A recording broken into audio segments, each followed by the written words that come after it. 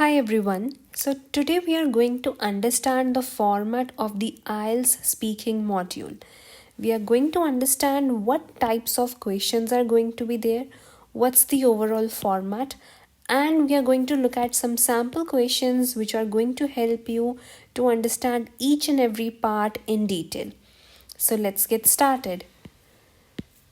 So first of all, when it comes to the speaking module, it's really quick as compared to your other LWR, which is listening, writing and reading. Now listening takes 30 minutes, writing and reading both take 60 minutes each. But your speaking test is quicker. It takes around 11 to 14 minutes to get completed. It's a one-to-one session with the examiner. It means you and the examiner are going to be in front of each other, and the examiner is going to ask you the questions or give you the task on which you have to speak. So there are three parts when it comes to the speaking module, and in each of the parts it's a one-to-one round with the examiner. So basically we have part 1, which includes your introductory and some related questions. Then we have part 2, in which you have your cue card question, and finally we have part 3, in which you have to answer some follow-up questions related to the topic that you got in cue card. Now let's understand that what's the duration of all of these parts. We know that overall duration is 11 to 14 or maximum 15 minutes, but what is the duration for each and every part? So as we know that your overall test revolves around 12 to 15 minutes, so the duration can be divided in the following manner. Your part 1 lasts around 4 to 5 minutes, your part 2 lasts around 3 to 4 minutes, and your part 3 is for 4 to 5 minutes respectively. So this is how you can divide your time, or you can have an indication that how long each part is going to be. Now let's understand each of the parts one by one and get some context about what kind of questions are going to be there.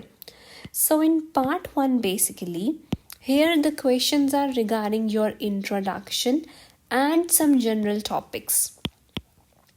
Now some mandatory questions in the beginning are, may I know your full name? So here you have to give your full name which is present on your ID. It can basically be your first name and your last name. Do not give any other nickname or any name which people call you by or your friends call you by.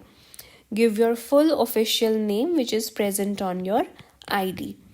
Then when the examiner is going to ask you, how should I address you? So here you can give your first name, that you can call me by this. Then the third mandatory question is going to be, can I see your ID please? So here you have to show your ID to the examiner. You can hand it over to them so that they can check all the details. After this, the examiner asks some questions regarding your introduction. Let's understand what kind of these questions can be, and we are going to look at some sample questions as well. So your introductory questions might include the following questions. Can you tell me something about yourself? Can you introduce yourself? So here basically you have to give your introduction. You can talk about what you are currently doing, where you live, and any hobby which you like to pursue. Are you currently working or are you a student? This can also be a question which is right there in the beginning of your exam, where you can explain your situation. If you are a student, then you can talk about your course, you can talk about your university and build some thoughts on that. If you're currently a working professional, then you can give some context about your job role, the name of your company, etc. Next question can be, where are you from, or can you tell me something about the city where you live? So here you have to talk a little bit about your city. You can mention the name of the city, what region it belongs to, and any amazing feature of your city as well. Next can you describe your hometown? So, hometown is a place where you were born and brought up. So, here you can describe your hometown. In some cases, the city where you live can be same as your hometown. There you can just add on some few points, such as that this city is my hometown as well. I was born and brought up over here, and I spent my childhood doing this. Next is, what are your hobbies? So here you have to mention any of the hobbies that you're pursuing currently. So these are some of the questions which can be present in the introductory questions. After this, there can be some questions on familiar topics.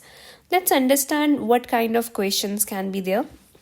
Now, these are some general questions related to day-to-day topics, and they're very general in nature. They are not technical topics or research topics. They are very inclined towards day-to-day situations and social nature. Some of the examples are: how often do you watch TV? Do you use less or more social media as compared to past? What's your favorite meal?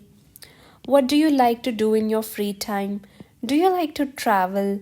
How often do you go for shopping? Do you participate in any sports currently? So these are some of the questions which can be there, and you can get questions of any time frame. Questions can be about your past, present, or even future. So decide your tense. Whenever you are getting a question of past time frame, you should use a past tense. Similarly for present and future. Now there is one question in our mind, that how long should you speak in part 1? So you should speak around 2 to 3 sentences in part 1 for each of the questions. So your answers should neither be too long nor too short in part 1. Make sure that you add relevant reasons or details in your answer. Even if it's a yes-no question, you should still add some details, add some reference or example to support your view. So a general tip is, be confident and energetic, as this is your first interaction with the examiner. So if you're confident as a student or as someone who's giving the exam, you get some confidence that yes, my introduction went great, my test is going on great. So make sure that you're energetic and confident. Let's move to the part 2 now. So here you get a specific topic on which you have to speak for 2 minutes. These topics are again general in nature and revolve around describing experience, objects, and people. You are given some pointers which you have to include in your talk. These pointers also help you to structure your speech indeed. So I'm going to show you an example of a cue card topic in part 2. So this is a sample question. So this is how you get your cue card. So first of all, you get a specific topic. So here we have an example of, describe an interesting place that you visited recently. Now, along with this specific topic, we get some pointers. Now, these are known as the pointers, hints, or cues which you have to include in your answer. Which place was it? What you did there? Who was with you? And how was it interesting? So these pointers help you to structure your thoughts. It can have a long lasting effect because you know what to include. It actually saves your time in the 1 minute which you get in the beginning. So talking about duration, let's understand how long should you speak in part 2. So you should speak for 2 minutes on the given topic. You get 1 minute in advance, which I was talking about, where you can prepare your ideas and think about the content for your answer. In addition, a pen and paper is also provided to you in order to make notes. So you should note down some keywords, vocabulary words, which you want to include in your answer. So in this 1 minute, you should actually prepare yourself with your talk.